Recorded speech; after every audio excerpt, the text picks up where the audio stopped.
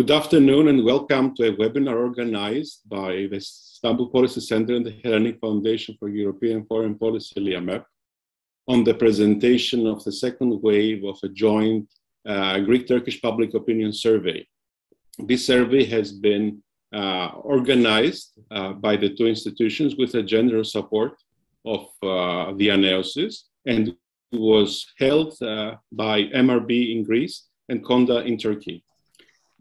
Our collaboration aims to identify trends and opinions within the Greek and Turkish public opinion about each other, as well as about the common issues that bring the countries together or keep them separate. And today we have the opportunity to discuss this with a group of distinguished experts on the topic. I am Ioannis Grigoriadis, an associate professor at Bilkent University in Ankara and the head of the Turkey program at ELIAMEP, and I'm honored to moderate the discussion today. We will begin with some opening remarks by the directors of the two institutions. So I'll give first the floor to Fuat Keyman, a professor at Sabancı University and vice rector of Sabancı University and director of Istanbul Policy Center, to say a few words. Thank you, Ioannis. Thank you, everyone, for joining us. Thank you, George, for the collaboration, the fruitful collaboration. This is the very timely and necessary meeting to enhance relations between Turkey and Greece. But this time, we do it actually on the basis of the data and evidence, knowledge-based, sort of surveys that would actually lead us to comments and interpretations. I think this endeavor is timely. Has been timely, but with the Ukraine war, it become more timely. I think it will be much more important to have better relations between Turkey and Greece, and we get the first sort of tips from the visit of the Greek Prime Minister to Turkey, and so in this sense, I'm very happy that we are part of this project, this collaboration. As I said, this time we are enhancing relationship and dialogue between two countries by focusing on first-hand data, and I'm very eager to hear the comments and remarks coming from the experts. And thank you, ELIAMEP, for this cooperation. And I will actually give the table or the place to George Pagalatos. Thank you, George. The floor is yours. So, George, the director of ELIAMEP, has the floor. George Pagalatos, professor at the Athens University of Business and Economics. Thank you, dear Fuat, for this gracious introduction. And I too would like to welcome you on behalf of ELIAMEP to this panel discussion, which follows our joint endeavor, data-based, as Fuat said. A survey organized between the Ioannis, ELIAMEP, and the Istanbul Policy Center with our partners in Greece and Turkey, respectively, MRB and Konda.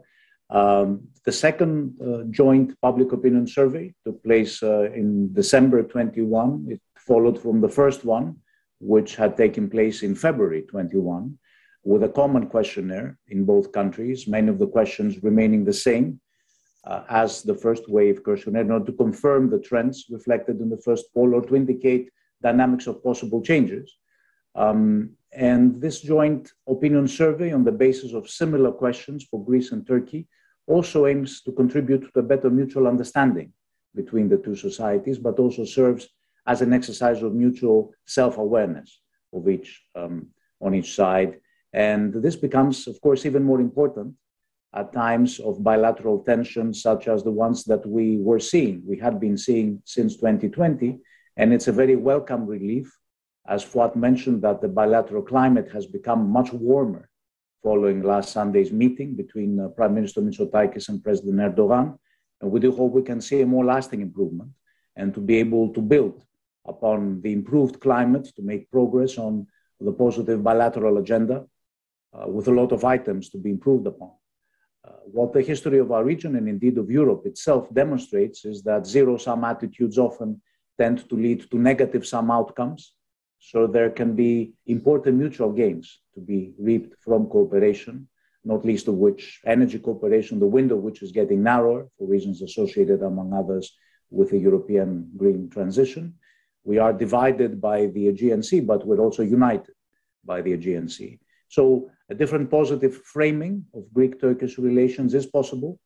We firmly believe this, and it will certainly represent the will of our two societies, because what both the opinion surveys show, and was also established in the first round of surveys last year, is that there is a clear majority in both Greece and Turkey who believe that bilateral differences should and can be resolved through dialogue and conciliation. Though I note with some concern a visible reduction in the percentage on the Turkish side in the December 21 opinion poll compared to the first survey of February 21. Maybe this will be discussed by the panel. But both societies recognize the differences between the two countries, but they demand the political leaders to engage in the direction of dialogue and conciliation towards resolving these differences, because between our two countries who are both neighbors and NATO allies. And this importance of dialogue, of course, becomes even more relevant as we all witness on our screens the horrors of actual warfare unfolding in Ukraine. I also keep another finding, a high concern, as shown in the opinion surveys about a possible military incident, higher on the Greek side than on the Turkish one. So maintaining bridges of dialogue between our civil societies is a strategy also towards preventing such incidents from ever happening. An escalation could always spiral out of control and activate negative self-fulfilling prophecies. So we must find ways to engage. We must find ways to engage also the European factor as a positive catalyst in bilateral relations.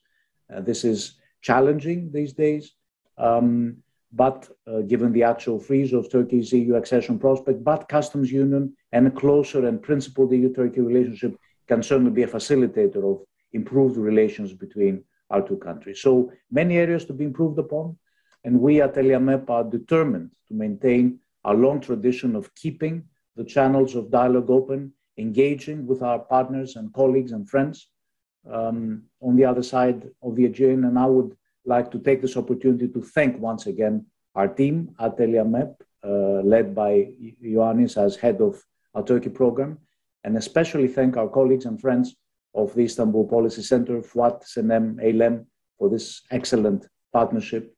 And I pass the floor to Ioannis. Thank you very much, George, for your kind words.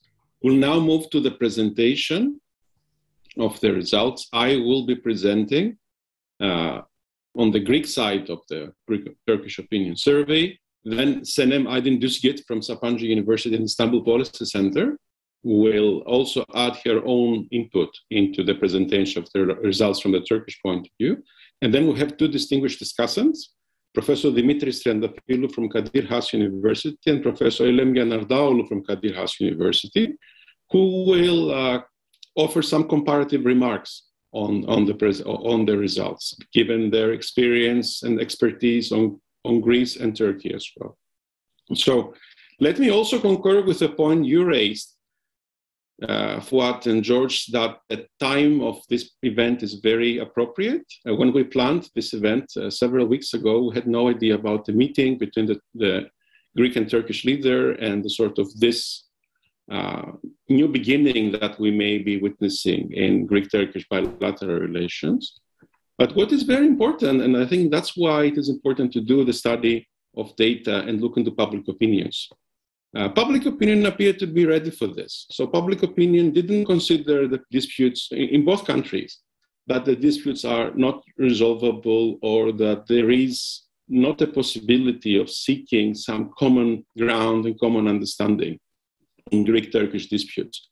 The disputes are recognized and there are different opinions, but it's very important to highlight that both sides understand that dialogue and conciliation is the way to seek a solution in these disputes. And as both of you said, this message becomes even more relevant and important in light of the terrible developments in Ukraine, Russia's invasion, and the realization that threats of war can be turned into war if the conditions are appropriate for that. So we have to be very aware of this situation. And in that respect, the message that the two leaders gave on Sunday, that Greece and Turkey as members of NATO have some common interests and some common positions, and defending peace and stability in our region is such a position. This is also another point that we need to keep in mind as we look into the future. As both of you said, and I will go over some of the most important findings of the survey in my 5 or 7 minutes of a presentation, we asked this, and a number of the questions asked in the second wave were the same questions asked in the first wave, so we can actually have a deeper understanding of how kind of coincidental or consolidated opinions are in the Greek and Turkish public opinion. And we have added some additional questions that were asked for the first time and give us some interesting insights about how the two societies view themselves and view each other. So, for example, I can refer to the findings we had on the question that whether Greek-Turkish disputes can be resolved with dialogue and conciliation. We had 62.2% of Greeks and 57.7% of Turks that said so in December. The same answer was given in February of the last year, 59% of Greeks and 70% of Turks. So we see some differences, some different trends, but it is clear that a strong majority on both sides do support that Greek-Turkish relations should be resolved by peaceful means. Another interesting finding that emerged in both countries is the opinion by both Greeks and Turks that political elites are to blame for the existence of bilateral disputes. So the argument is not that the disputes are structural, that they are beyond the will of the political leaders or the civil society leaders. They are there without, and we can do nothing about that. In February, 79.2% of Greeks and 58.1% of Turks stated that politicians are responsible for the disputes between Greece and Turkey.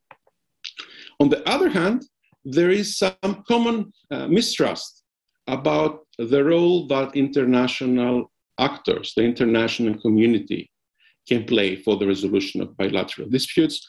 On both sides, there is a suspicion that the West or the United States or NATO or all international institutions, the European Union, are going to support the other side and not the own side in the dispute. So this is something that appears strong on both sides of the Aegean.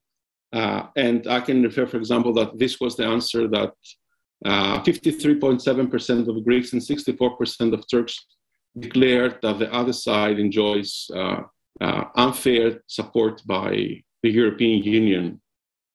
So Greeks think that the European Union supports Turkey, and Turks think that the European Union supports Greece. Another common interesting point we explored in this second wave is to compare the level of pride that Greeks and Turks feel about themselves, about their identity. And we can identify that both Greeks and Turks feel proud about their history, about their ethnicity, the achievements of their home countries in arts and literature. However, there is an interesting decrease when the questions refers to the quality of their political institutions. So, for example, only 25.2% of Greeks and 32.4% of Turks declare proud of the way that the rule of law operates in their country. And that's interesting to see here that while we do consider that the rule of law is in a much better state in Greece than in Turkey today, more Turks think that the rule of law operates better in Turkey than Greeks. There is another interesting common point that both Greeks and Turks declare their trust and pride about their armed forces. This is 77.2% of Greeks and 82% of Turks. And an interesting difference that appears in the second wave is that 83.5% of Turks and 41.5% of Greeks consider their civilization to be superior than the civilization of other countries. Another common point, and I would like to conclude with these short remarks in my presentation, is that in both countries we can identify that the left to right axis can help us predict attitudes towards Greek-Turkish relations. So center-left voters are likely to be more moderate regarding Greek-Turkish disputes. They're likely to have visited the other country and have more positive views towards the citizens of the other country. And right-wing, far right-wing, and even far left-wing in the case of Greece appear to be more skeptical and more inimical towards the other side.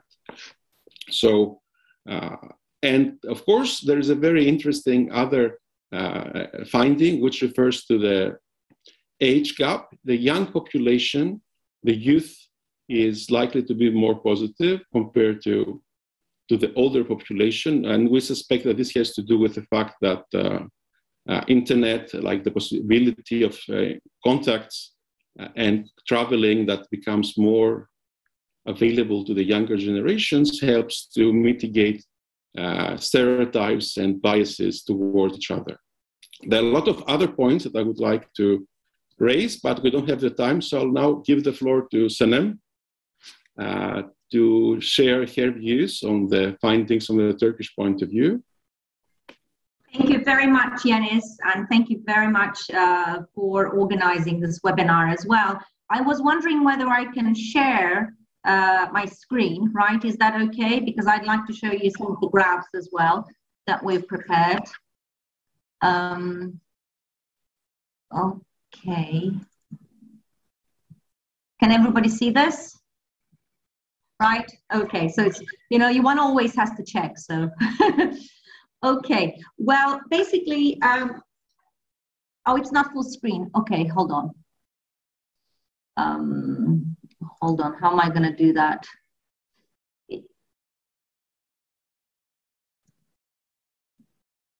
Okay, hold on.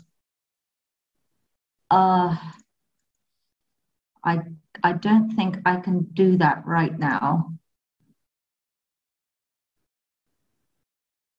Yeah, but I see I don't have my Zoom screen properly, so I have it on the side, so that's the problem.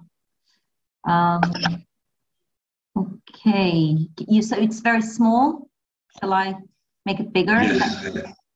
Maybe that's the problem. Okay, I'll just keep it bigger and maybe, is that better now, maybe? Okay. Okay, maybe I can just go like this. Is that okay? No, please go ahead, yes. Okay, all right. Now, what we've basically done is that, as Ioannis has already outlined, this is the second wave of the survey, and I will try to summarize very shortly what we found in the Turkish data as well. And basically, what we've done, and by the way, the analysis is also conducted by my colleagues at Özyeğin University, Ezgi Elçi and Evren Balta, and they also conducted a factor analysis of the results and tried to group basically the responses in terms of conceptual categories that we have observed in the data. And there we have 4 categories. We have the category of reconciliation, which basically consists more or less of the assertions like Greeks, Turks are our neighbors, problems between Greece and Turkey are created by politicians, disputes can be resolved with dialogue, and disputes can be resolved by military means. Then we have the nationalism as a second category, where individuals assert whether they're proud of being Greek or Turkish, whether they think that the culture of their country is greater than the culture of other countries, and whether they think that the Aegean is a sea exclusively and only Turkish or Greek. In the enmity category, I know we are aware that the word enmity isn't a nice one, but it really is the one that's kind of captured the variance in data. So we felt we couldn't find a better word for it. Let me just put it like that.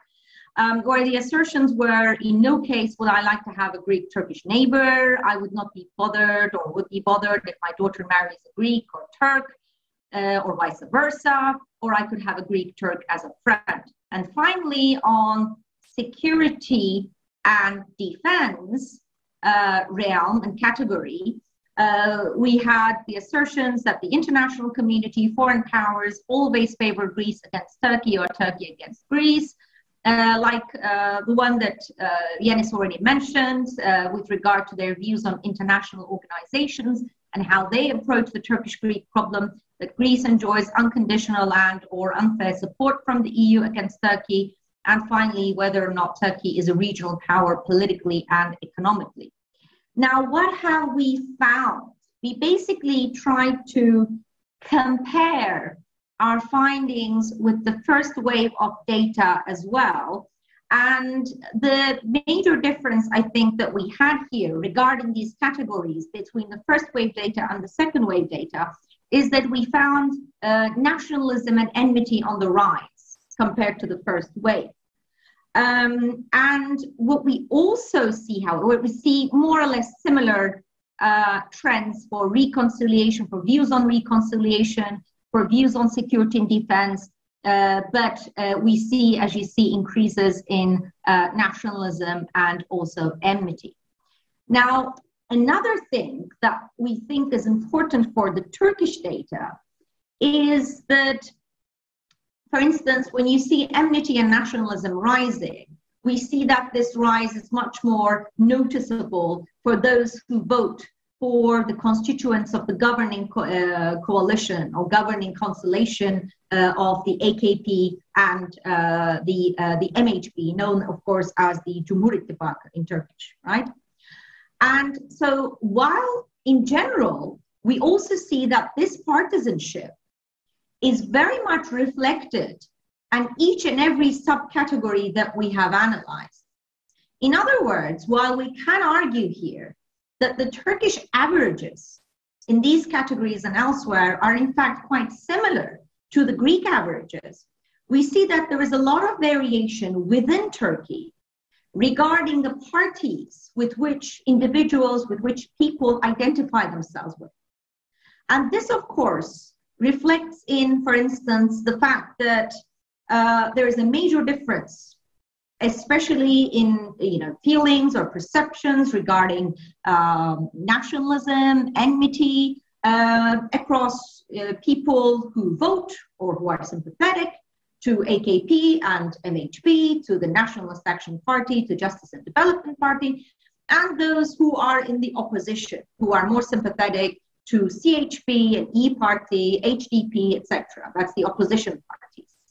And of course, we think that this partisan-based view is quite meaningful, given that there is a whole also literature on partisan-based polarization that exists in the Turkish political scene.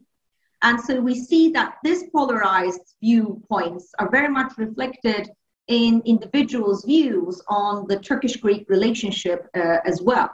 Of course, this doesn't go for every single category. For instance, it doesn't go for reconciliation. We see that, different supporters of different political parties, either in opposition or the government, seem to be sort of all in favor of reconciliation or more in favor of reconciliation without a massive partisan-based difference there.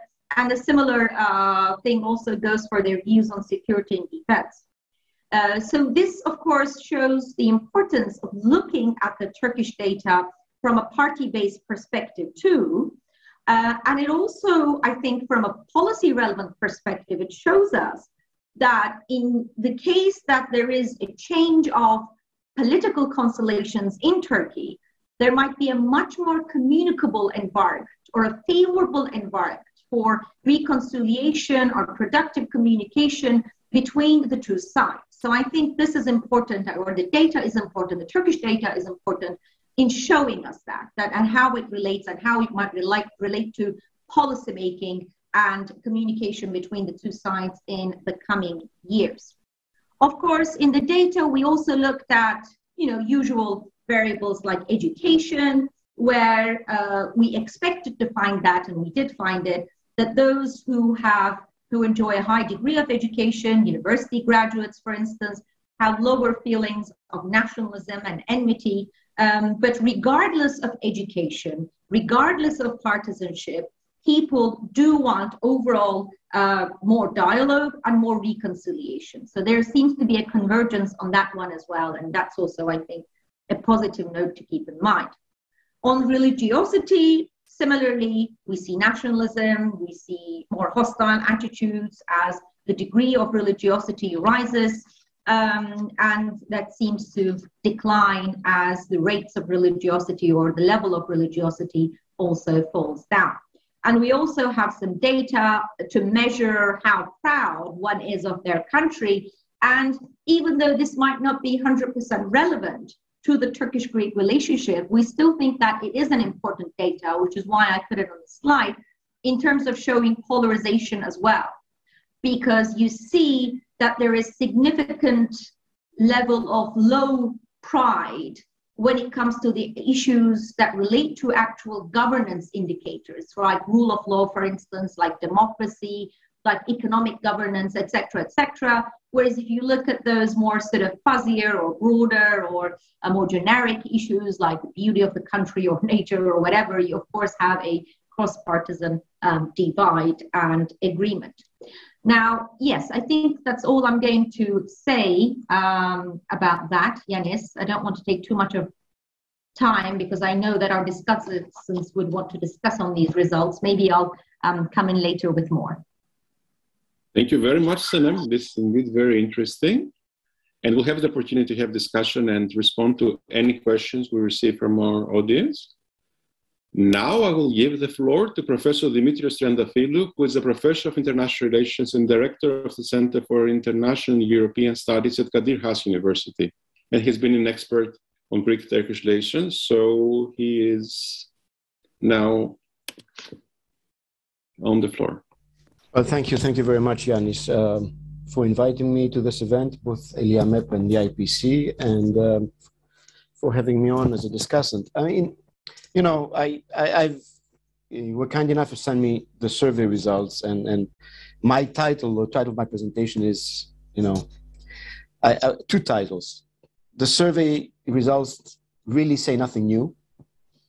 And on the other hand, I could even put a sexier title, Live Your Own Exclusivist Myths, and applies to both countries. And what do I mean? I think we, at least on the panel, are all seasoned veterans of Greek-Turkish relations. I have a better understanding about this.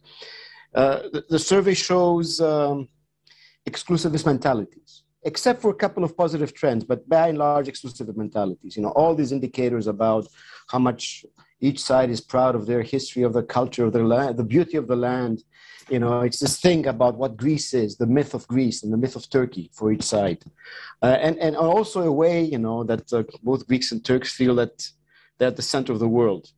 And so there are mirror images of each other in a sense of how they view each other, which also keeps coming back to, you know, keeps making me think about stereotypes and how, you know, we have in Greece, and I think, or not stereotypes, how Greeks or a large segment of Greek society and a large segment of Turkish society feel about each other. So, you know, as Greeks, I always make a reference to the saying of if a former president, Christos Mitsotakis, who said that Greece are a nation without brethren. And then there's that saying, that almost equal saying in Turkey about no better friend than a Turk, for a Turk than a Turk. So there's that exclusivist nature that each peoples are on their own. And I think a lot of the findings sort of reflect that.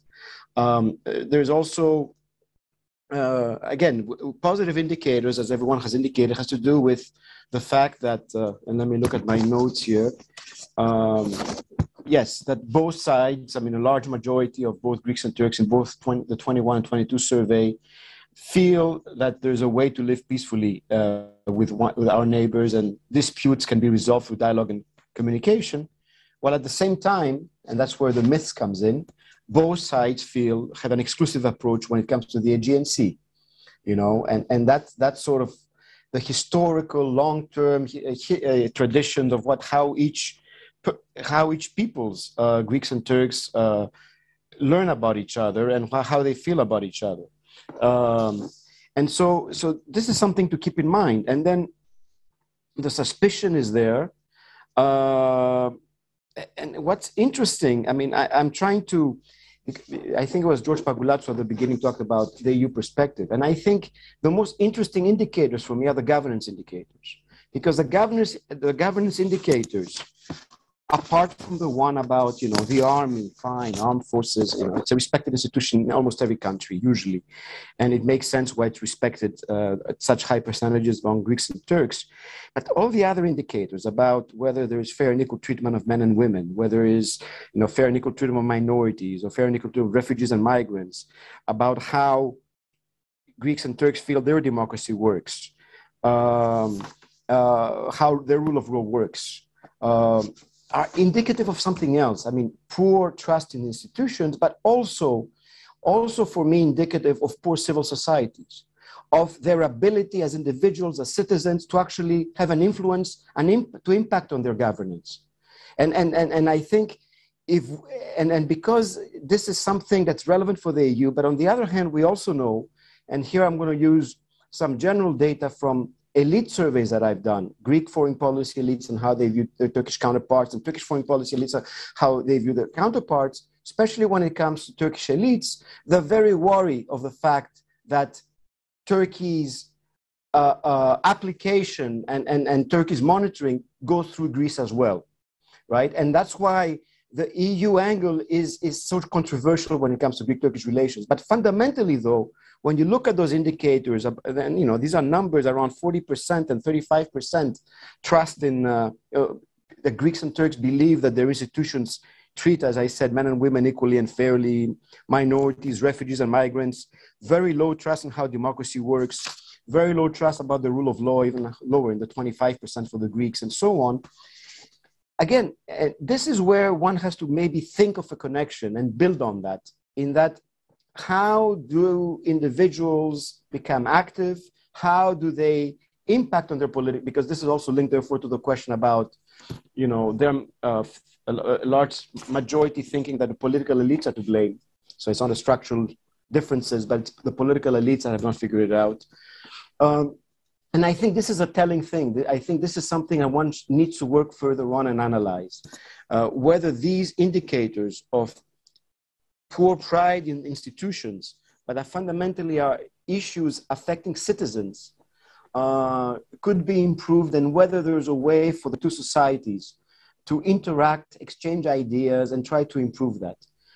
Because if we look at research on civil society, it's poor in both countries, and it's very much top-down as opposed to many other European countries or Western countries where these are valued more. So this is what I get generally. I mean, and that's why I'm saying, for me, it's more of the same. There's really nothing new. We know this is at the core of that. We know also, I mean, if you link this to the meeting 2 days ago between the Greek Prime Minister and the Turkish President, the need for both countries to feel that somehow they are needed, they are trusted, they are wanted. And this, I think, is also reflected somehow in the surveys, even when it comes to how they feel about, I think the whole segment was about the international actor and the suspicion about the others, right? Whether it's the EU or other institutions, and how they both feel that somehow these international institutions, to which they are party to, support the other side more. So this is where we are. I mean, it really shows that there's a lot one could work with, but there's a lot also that's ingrained. And so the only way for me to think how you can somehow start going at that, against what's ingrained in both societies about how they feel about each other and how they feel about the other, is to work on these governance issues, where the citizens have to become more active and take into their own hands what sort of societies they want, and this might be reflected on how they would feel about the other country and the other society. So this is my 2 cents on the survey. Thank you very, very much, Dimitri, for your input. I'll now give the floor to Professor Eylem Yanardaoğlu, who's an associate professor and chair of the Department of New Media at Kadir Has University, and she's also a non-resident scholar with us at the Turkey program at ELIAMEP. So Eylem, the floor is yours. Thank you very much, Yanni, for the kind introduction. And it was actually a pleasure listening to all my colleagues sharing their opinions about the results. And I'm going to use the advantage of being the last speaker after hearing all the comments. And I have some comments to make, and maybe sometimes I'll refer to my notes. Just to pick up where Dimitris left about trust, the poor trust in civil society and poor trust in institutions. I think it's an important point that we need to make when we consider all these indicators from the survey. And I really very much value these positive indicators that, most Greeks and Turkish citizens actually are in favor of a sort of a peaceful solution to all the bilateral problems. But I think what all these results are showing us, especially what my colleague Sinem and Dimitris touched upon, is about societal relations, not necessarily hard politics. And we need to maybe focus on how, as citizens, our views are shaped by each other. And of course, coming from a media field, this brings me to the notion and the role of media in this relationship and how these perceptions are shaped. So I think the poor trust in institutions is also an indication that we see in both countries as manifesting in the sort of way that there is very low trust for media and news. And these are all related to each other. So I'm just going to sort of refer to some findings from different reports about media consumption and social media use in both countries, because I believe that we are similar in that way. And I'm going to touch upon these things with a cautious optimism, because I think most of the perceptions are shaped on media, but we have to sort of be careful what kind of media we are dealing with. So, for instance, both in Greece and Turkey, the use of social media is highly adopted compared to the European average, which is like 73-74%. And although these numbers are slowly declining, there is also very high levels of loss of trust in news and other institutions. And internet use is relatively high in both countries, but what we are seeing in both in Greece and in Turkey is that there's a lot of reliance on accessing news and information via social media. Now we are going through a conflict in Ukraine, and this is not just a conflict or a war that is fought on the ground, but very much on social media and digital media, as we are all following. So I think how attitudes are going to be shaped is going to matter a lot to how we use the media and what we get out of it in both Greece and Turkey. Just to give an idea, in Greek, almost 92% of all Greeks get their news via online sources, and 67% use social media as a news source. And most users are actually relying on digital-born platforms rather than traditional media. And we know from the previous survey as well that in the traditional media, maybe there is an overexposure of Turkey as a threat, which might be sort of having a negative impact on the public opinion. But what I'd like to do here is maybe to sort of reflect on a little bit about the importance of digital media as a threat and as well as an opportunity. Greeks say that they prefer usually non-traditional brands, unlike most other European countries, and they are following social media and blogs and digital-born platforms. But some of these platforms, digital-born platforms, may be actually reflecting more partisan views than the traditional media, and they might engage, these websites, they might engage in more sensational or clickbait news. Now, this is important given the sort of poor trust in other institutions and in civil society, and higher exposure to social and digital media, given especially the reliance of the younger generations, who may have more positive attitude towards each other. I think there is a call to caution to be made there about what is circulating on digital media, when most of the younger generations are exposed to, and they find digital media as their resources.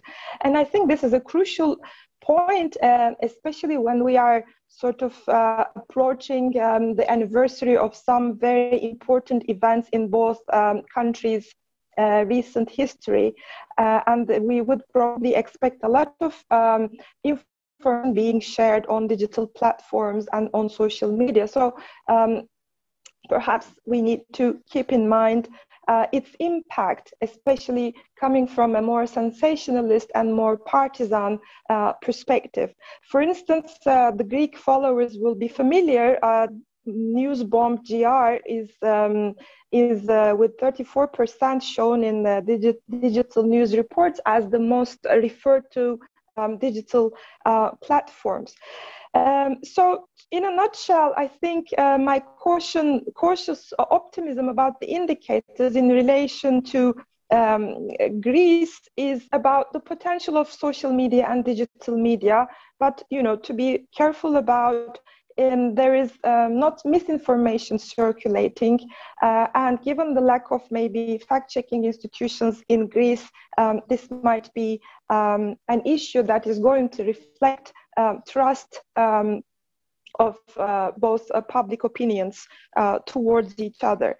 When it comes to Turkey, the followers will be familiar, of course, and as my colleague Sinem suggested, that there is the partisan views, the polarization is reflected in the views in the survey as well. And in the last few years, all the analysis on media in Turkey, the media system in Turkey, is focusing on how the media itself is also polarized. First, on a traditional and new media axis, and secondly, on the axis of whether, for instance, TRT followers or ATV followers will be following other news outlets. So there's a polarization in the Turkish media, which may have an impact on the sort of possible positive aspects of these viewpoints in both societies. It will probably be the same situation for Turkey as well, given the high level of social media use by the younger generations. So probably what I take from these survey results is that the age gap is there, it is showing, and the sort of mistrust towards media and other institutions is also showing itself, which may have potentially an impact on whether increasing or decreasing these nationalistic views towards both countries. So my take on the results of the survey will probably be paying more attention to younger generations, to the age gap, but how they receive their information, through which sources, and also to be maybe a bit more cautious about the impact of the problems within the media systems in both countries, which may have a negative impact given the context, the sort of the conflict that is going on in Ukraine. So I think I'm going to leave it here, and perhaps we have more discussion for later. Thank you. Thank you very, very much, Eylem. I think I'll take the privilege of moderating this event to ask a couple of questions first, and then I'll give you the opportunity to ask any questions you may have, and then we have time to invite questions from our audience.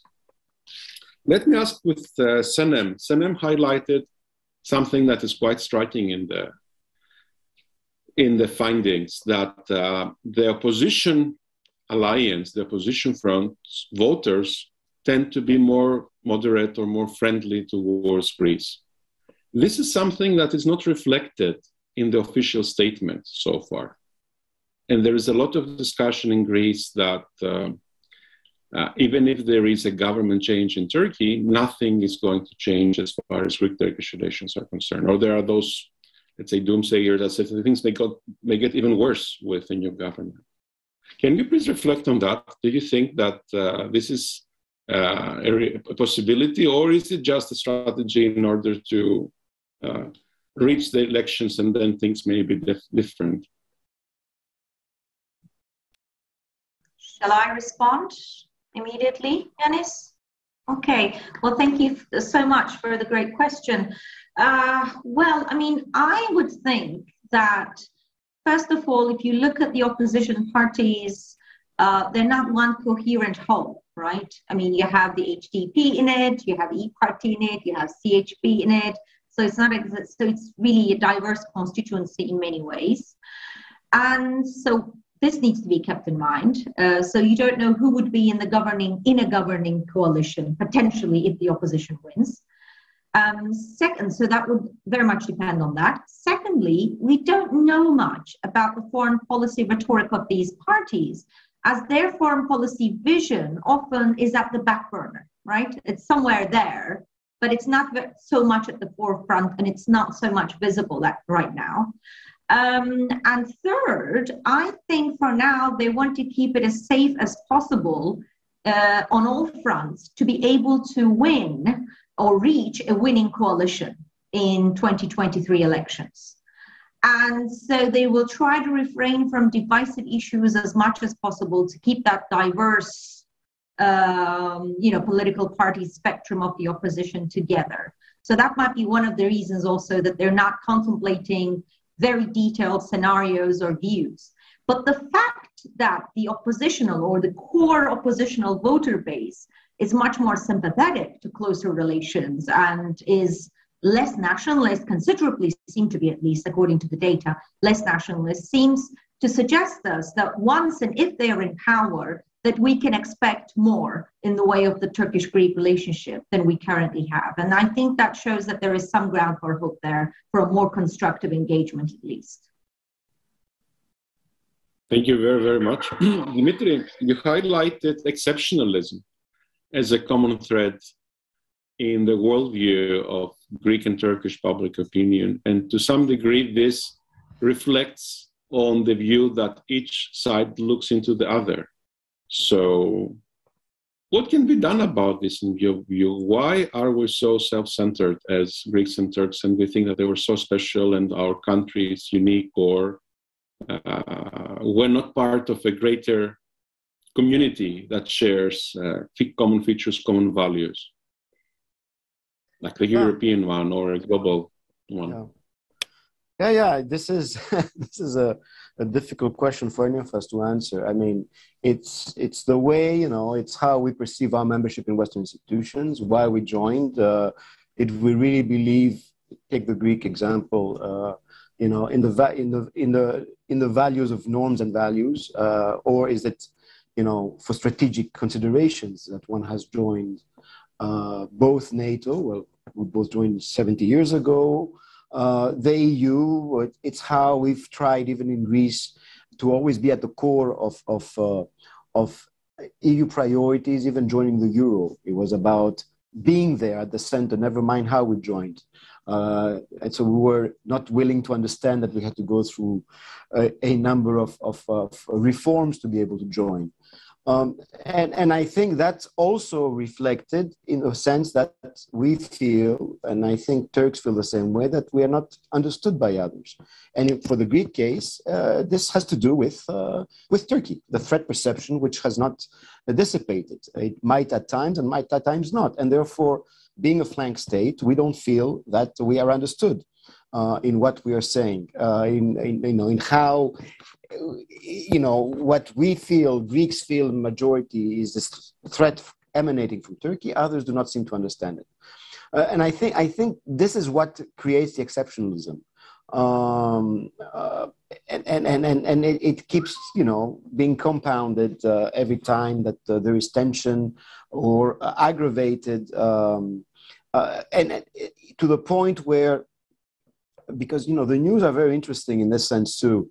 It's interesting. Aylem talked about social media. In the Greek case, you and I know that the most popular sort of segment in the morning shows is that 8 to 8:30 segment where the foreign correspondents of the channels based here in Istanbul talk about whatever the last thing President Erdogan did, whether it's funny or not, and then there's a big discussion about it with analysts such as ourselves, and then with politicians and so on. But what happens in that sense is, as you try to talk about developments, and I understand the value of, trying to explain what is happening, because we are talking about, television, time is limited, so it all comes down in sound bites, and then you keep regurgitating the same thing. So the word threats or challenges from Turkey keeps coming up, certain key catchwords, which I think have an impact on public opinion. And therefore, and then this is reflected in public opinion polls, right? And in wider perceptions about Turkey. While on the other hand, and then that's why conceptually, there's always a gap. On the other hand, if I talk to my mother and what she watches on TV, it's Turkish television series. And the comment is, oh, they're so much like us, especially the ones that have to do with family value and so on. And her comments reflect a large segment of the population too that watches these television series, right? And they prefer them to other things on TV. So I think this is what it is. I think it has to do with the inability to express, to make others understand of why we feel that, whatever the Greek issues are regarding Turkey and the threat that the Greeks feel, almost existentialist threat about Turkey's intentions and perceptions. And every little thing that comes out from Ankara and its political elite that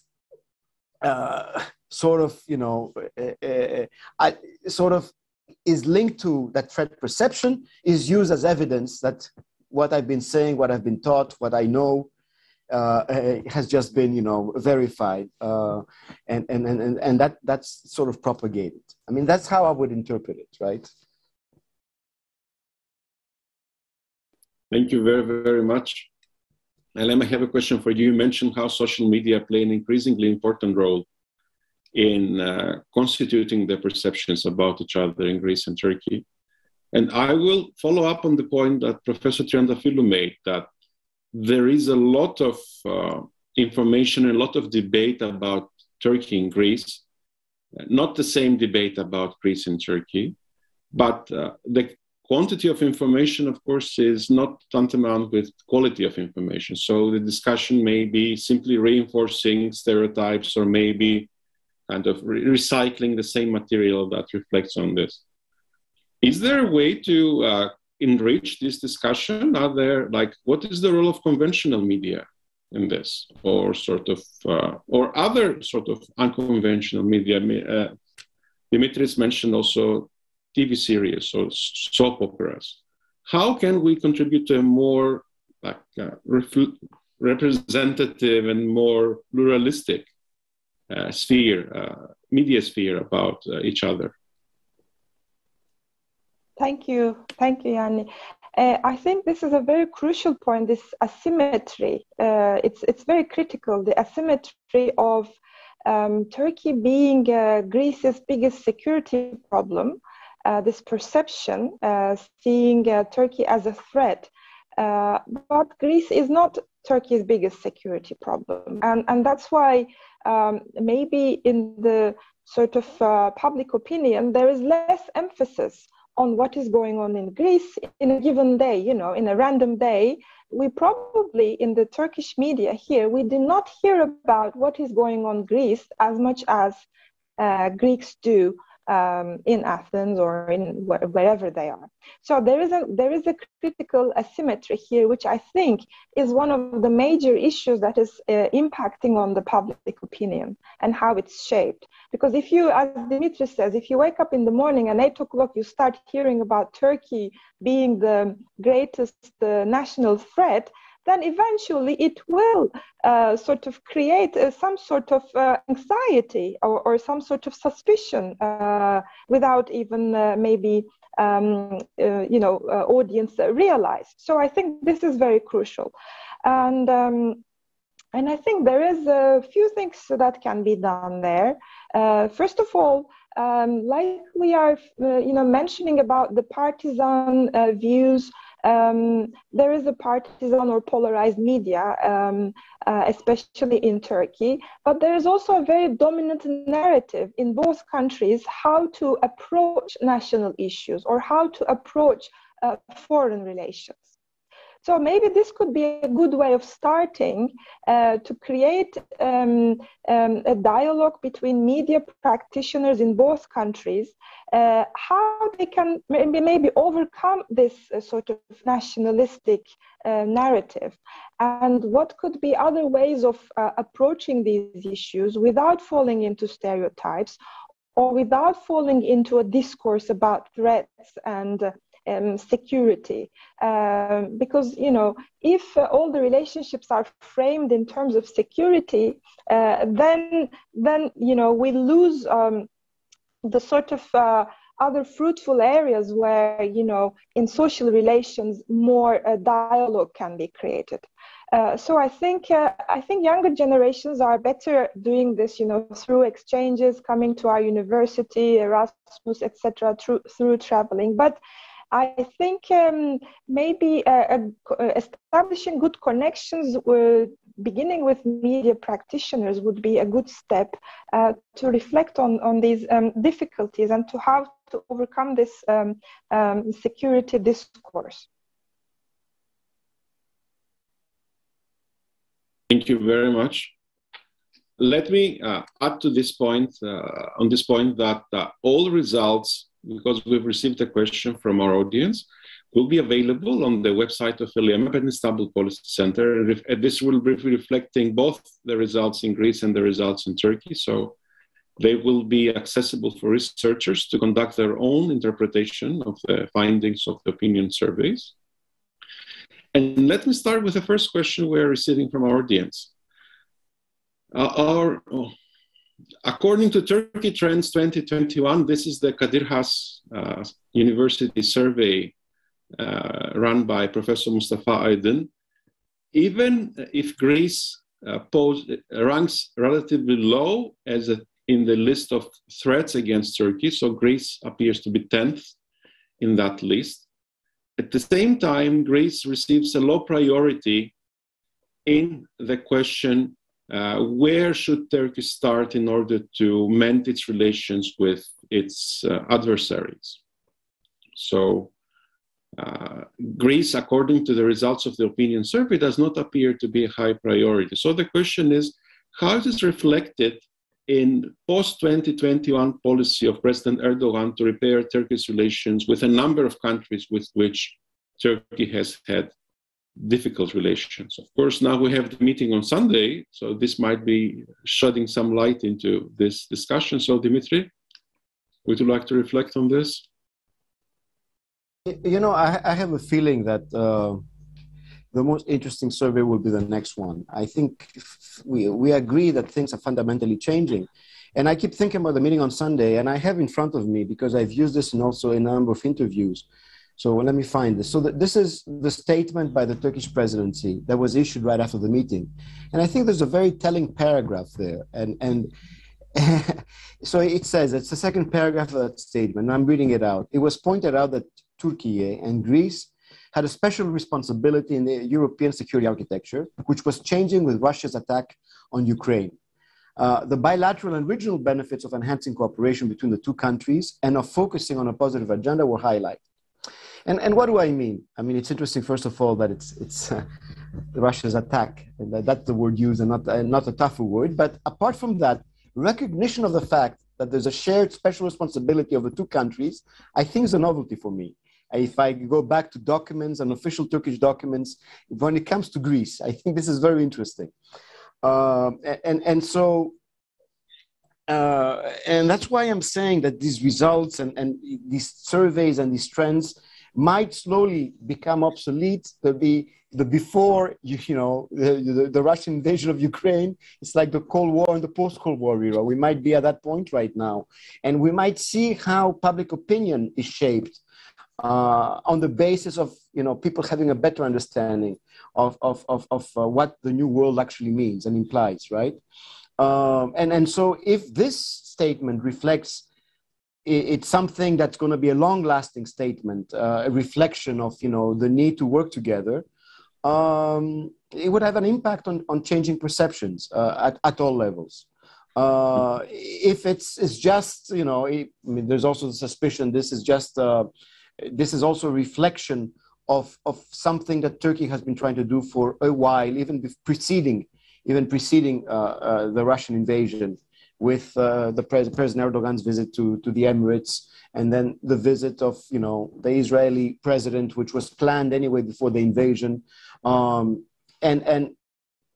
the turn towards neighbors and working with them, but also the turn towards the EU, where there's a recognition anyway that Turkey's turn towards the EU, as reflected today also in the meeting between the German Chancellor and the Turkish President, goes to Greece, goes through Greece. And therefore the Mitsotakis-Erdogan meeting is indicative of this. And even the reference to the positive agenda, which is a bilateral one, but it's also part of the wider EU-Turkey positive agenda. But I think we are fundamentally at a breaking point. I'm trying to interpret, and I think there's going to be a big rethink. And so this presents also a tremendous opportunity, a window of opportunity to maybe sit down and resolve issues until that window might close, because it might close. But it might also be a window which allows for a new paradigm we're all talking about and seeking to emerge. Thank you very much, Dimitri. Senem, would you like to reflect on the question? No? Eylem? No? If not, then let's go to the next question we have. Does low trust to institution create a suitable space for public diplomacy? This is a common feature in both public opinion. So what do you think? Would you like Senem to reflect on that? Well, thank you, Ioannis. Low trust in the institutions. Well, yes, I guess to some extent. But then, of course, when you have low trust in institutions and society, it means that you have a problem within that society regarding societal cohesion and also democratic consolidation, etc., which does not usually translate well in sustainable relations in foreign policy as well. So I would not necessarily say that this is actually a plus in the way of intersocietal dialogue. Because when you talk about intersocietal dialogue, how is that going to happen without the correct institutional channels that are necessary to deal with also the overarching geopolitical conflicts and issues that exist between these countries?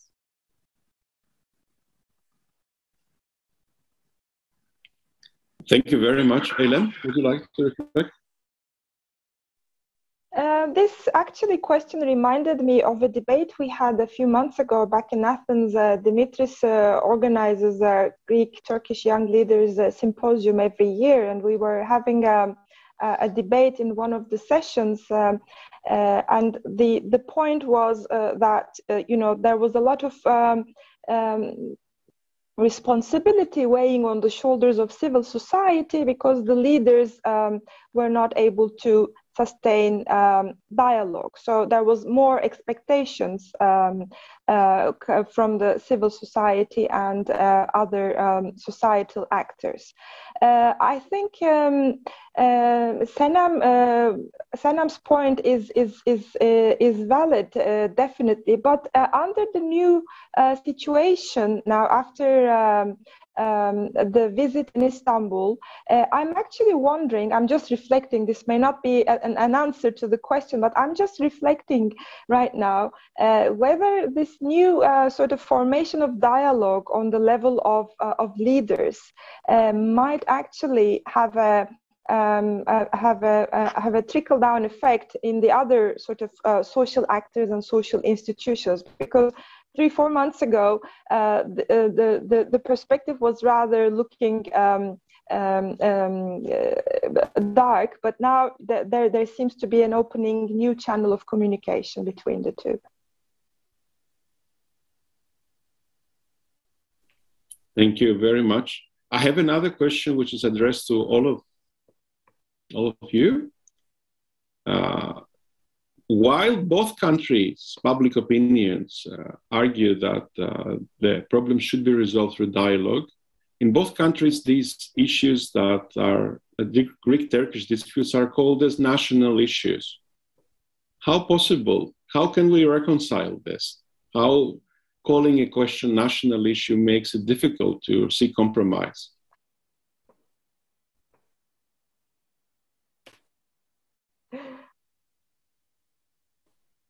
Well, I could go first, but the question is also addressed to you, Ioannis. So yes, of course, I can. If you want me to start, I can. Yeah, please go ahead. Please go ahead. No, I think it is. This reflects to what we've discussed already here. So that on the one hand, there is some will and some goodwill on all sides to proceed with a peaceful way of resolving the conflict. But on the other hand, the way that the issues or the conflicts have been framed for many, many years in both countries does not allow room for understanding the other side or sort of recognizing that all sides have interests and points that need to be raised and understood in that dispute. So in that respect, this, in my opinion, at least, I don't know how you think, this provides an opportunity for all these institutions and all these activities that need to fill that gap and try to turn this initial positive will about resolving the disputes by peaceful means into a new understanding of what these disputes are and what are the true interests of the parties involved so that a solution can be achieved. So, Dimitri, would you like to? No, yeah. I don't really have much to add. I'm just thinking, I was thinking sometimes whether our methodology might need to be worked on. I mean, Elam was referring to before on younger generations, so we need to focus on how they receive their information and where they get it from. Although she talked about getting media professionals together. But then, I keep thinking these are things that have been tried in the past, are being tried. But media landscape, it's totally changing. When rapprochement started over 20 years ago, it was easier to have media come together. It was usually newspaper people, right, that got together, Mehmet Ali Biran, Papachelas, and then a lot of others. Today, what is the media landscape? Is it still the traditional media that represents it on both sides? Or is it's much more dispersed? And how do you, therefore, deal with even this whole question about, the national issue perspective and deconstruct it and then have an impact? I'm also thinking because of this crisis, both I and Ioannis, or even because of Greek-Turkish, we often appear on Greek media, so whether it's radio or television. And then, interestingly enough, so because we are considered to be mainstream scholars, right? And so a lot of the mainstream scholars appear on mainstream channels. And then, but if you see now the impact, and this is not a scientific survey on my part, but when I observe that, my little segments on a TV show, 5 or 10 minutes, the number of views it has on YouTube, right, might be 3, 4, 5 things, 10,000, which is okay. And Ioannis's might have the same numbers. But then I also see that there are many others colleagues, loosely used, called colleagues, with maybe not so moderate views, not so mainstream views, much more to the extremes, that actually do not get access to television as much, but they do use channels of communication such as YouTube, and their views are in the hundreds of thousands, which is very interesting in that. You've noticed that, Ioannis, right? And, you know, and with some of them, and makes you wonder, therefore, how, I mean, and we know the discourse. We don't have to watch them. We don't have to listen to them. We know what the discourse is about, right? So no one is ever going to try to reach out to the other side. It's access to information and facts, which is great, but then in their analysis, they go all wrong because it's all about, you know, their perceptions of the other. So how do you deconstruct the whole notion of the national issue and reframe it in such a way that actually could be constructive, you know, in terms of the relation to the two sides? It's difficult because there's a large audience out there that I wonder whether we miss it, whether that's reflected somehow in the polls that are done, or a whole subculture. And I think it's there in both countries. In the Turkish case, it's obvious through the trolls on Twitter in particular. In the Greek case, it's not so much Twitter, but it's as I said, YouTube and others. And so I'm just thinking that methodologically, these are things we need to work on. I mean, we get results, but there is other forces out there that we need to, you know, that do not reflect the science, the social science tools that we know, our disciplines. They're more hearsay, but they're just as powerful. And I think they sort of are a bar to us really discussing these issues and trying to move the debate forward. Can I perhaps add something, Ioannis?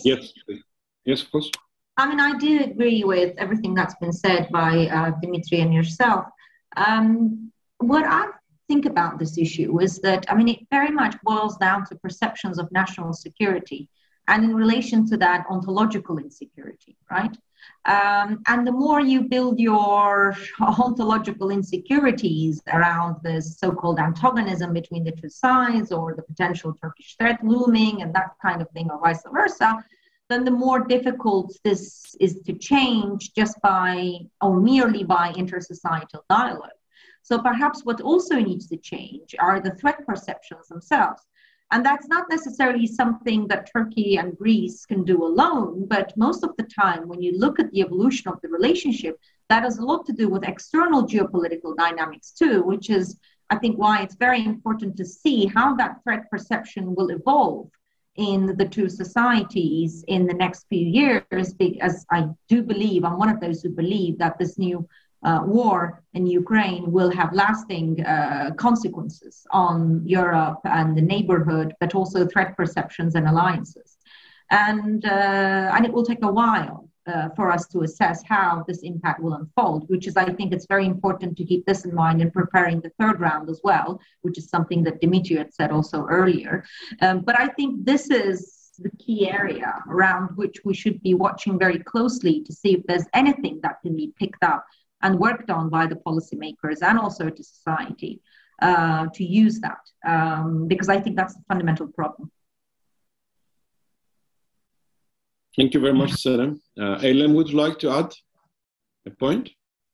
Yes, thank you. I agree with both colleagues, but I think, you know, getting sort of away from this threat and security antagonistic approach is the key to dialogue, and how we define national issues, because once we define issues as national issues, they might automatically become untouchable. But the point of dialogue is to actually unpack, you know, what is stopping the dialogue there. So maybe we need a new frame of looking at these, as Senem suggested, looking at these, you know, perceptions and to unpack them, and maybe to consider them in a new frame. And this will be done by policymakers, this will be done by political leaders for sure, but this will be also done on a civil society and mass media and social media level. This is why we need the dialogue, to come back to the question. Oh, exactly. Thank you very much. We have two questions, and I think we can conclude having answered as soon as we answer them. So I'll read them both, and you will have the time to respond to both of them. The first question is actually linked to Sanem's latest comment. Oh, we have a third question. Okay. So let me start with the first question I have here. Can you find any similarities between the Sevr syndrome or the division of motherland in Turkey and the prevailing sentiment of Turkophobia in Greece, or this kind of this obsession with Turkey as the security threat, the imminent security threat for Greece? This is the first question asked. The second question refers to the question, the results of the question, do you think that the culture of your country is superior than the culture of other countries? Why is there this huge difference between Greece and Turkey? And the third question is similar to that. Why is the percentage of Turks who think that their culture is superior than the culture of other countries is twice as high as the percentage of Greeks who believe the same? Is there a reason for that? So, Helen, would you like to start first this time? Thank you. I think I will pass the Sevr syndrome question, and I'll leave it in the hands of my colleagues to deal with it, much capable than myself. Well, I think that was one of the very striking points. This, feeling superiority, feeling the superiority of your culture over the other one, and it just made me wonder if it's the way the question has been posed, because that might actually have an impact on the sort of reaction given to it. But also, I was considering this result in light of, again, an increasingly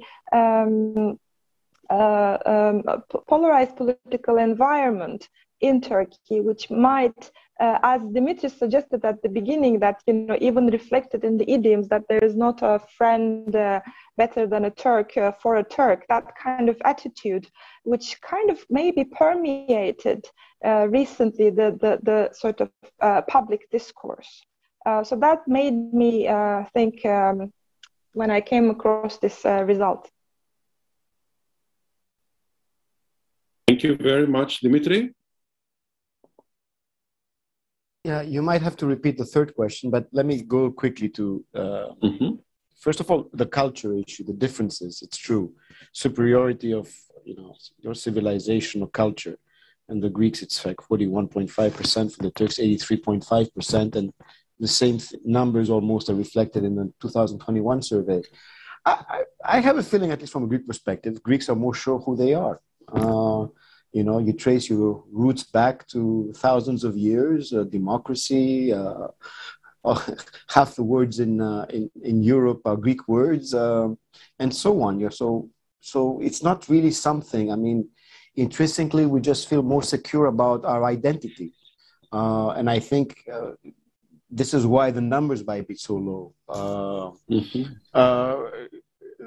Because, it's interesting. I was also looking at the percentages, but this is the pride question, and it's very high, right? Culture for both countries is very high, but okay, that's pride, that's national pride, okay. And even there, Greeks 81.6, Turks 91%. But I think it has to do with that. Now, the similarities between the Sevr syndrome and the security threat. Yeah, the Sevr syndrome obviously has an impact on Turkish perceptions. For the Greeks too, we shall be seeing this over the next couple of years.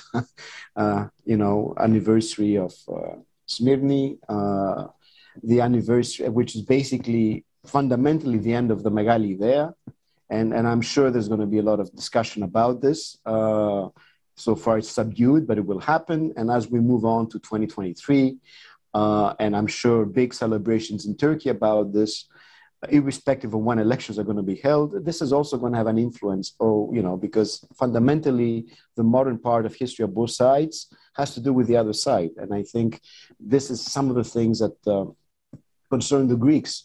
And likewise, it's also reflected in the whole Hagia Sophia debate. And in what sense? Not only the part about,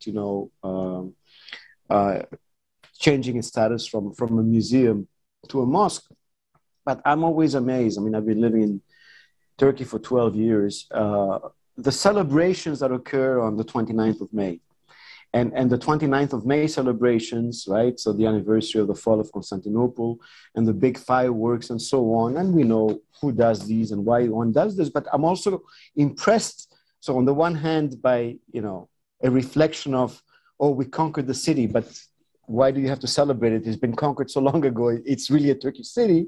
But it's interesting, the debate among many in Greece about the loss of Constantinople still today, right? Still to this day, the debate among many circles, oh, we lost and it's ours and we should get, which is, no one seriously believes that Greece is ever going to get Istanbul back. But this thing in the public sentiment, and I think, and these are all key events in the Greek psyche, in Greek history. The loss of Byzantium, linked with the end of the Megali there. So these are sort of what are the Greek treaty of the Greek self syndrome issues, that are relevant. What was the third one? Maybe Sanem can answer it, and you can answer the third question. No, I can do that. Actually, it was quite similar to the second question. To give Sanem the last word, I can answer now, so I'll give her the opportunity to conclude our webinar. Regarding the question on the cultural superiority, I think that if we look into other European countries, even 40% is quite high. So it's not that Greece is very low in European averages compared to Turkey. Turkey's result, I think, is very, very high. And we may try to explain this by looking into what has been happening over the last 20 years in the context of AK Party's cultural debates within the country, because AK Party comes from an Islamist background that always tried to look into the West from a sort of civilizational, cultural perspective. That's the West controls military might or money, but justice or culture belongs on us, on the Islamist side. And to some degree, the Turkey's economic performance in the last, not recently, but like say 10, 15 years ago, added some credibility to that argument, that Turkey's civilization is booming and Turkey's civilization is going to become dominant in the region and beyond. So my hunch is that this is the reason why this position has become so dominant within the Turkish public opinion. Regarding the other question about the Sever syndrome and this division of motherland and Turkophobia in Greece, I agree that there is some similarity and there is an asymmetry. For Greece, Turkey is the number one security concern, security threat, in light of 1974 events in Cyprus, and of course the whole discussion about the Aegean and sort of the gray zone disputes and so on. So there is a very strong argument within Greece that Turkey is questioning Greek sovereign rights. From the Turkish point of view, Greece is no more a major security threat, but as the Sever syndrome sort of highlights, Greece can become part of a global conspiracy, quote, quote, in order to kind of partition Turkey. And then, of course, the Kurdish question and other crucial issues within Turkey play a big role. So in that respect, to get back to Sanem's very important point, these ontological insecurity discussions are very relevant to understand why both countries feel so insecure about themselves and about their position in the world. So, Sanem, the last word is yours, so we can conclude in time. Okay, thank you very much. Well, I have two notes dotted down here, which most of it has already been said already, and I don't want to repeat the same points, but just two things. One, regarding the SERV syndrome, Ioannis, you rightly picked up the asymmetric nature of these phobias or syndromes on both sides. Now, when you think of the SERV syndrome, you have to remember that in the Turkish case, it relates more to Turkey's fear of the West overall. So it's not just Greece that we're talking about, but the primary referent there is often the United States or Europe, and Greece is somewhere in there, but it's not the primary reference point through which the SERV syndrome is articulated.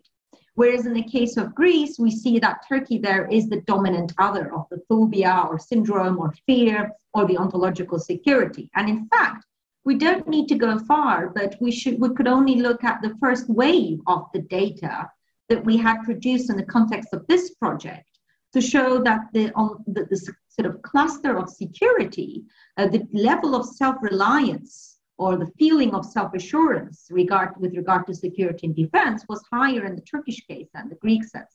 So that shows that the sense of insecurity is higher on the Greek part. So there is an asymmetry there, and it's an important one, an important conceptual distinction about SERV syndrome as well that we need to make such an argument.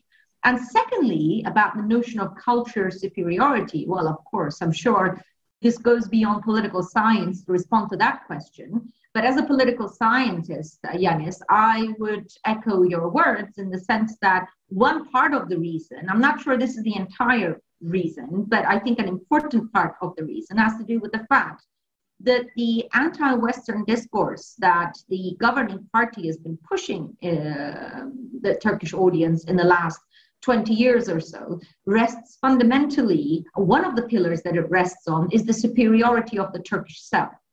And not just in the cultural sense, but in terms of governance standards as well. You know, whether or not this is factually the case is another question. We're not living in a necessarily factual world, as you very well know.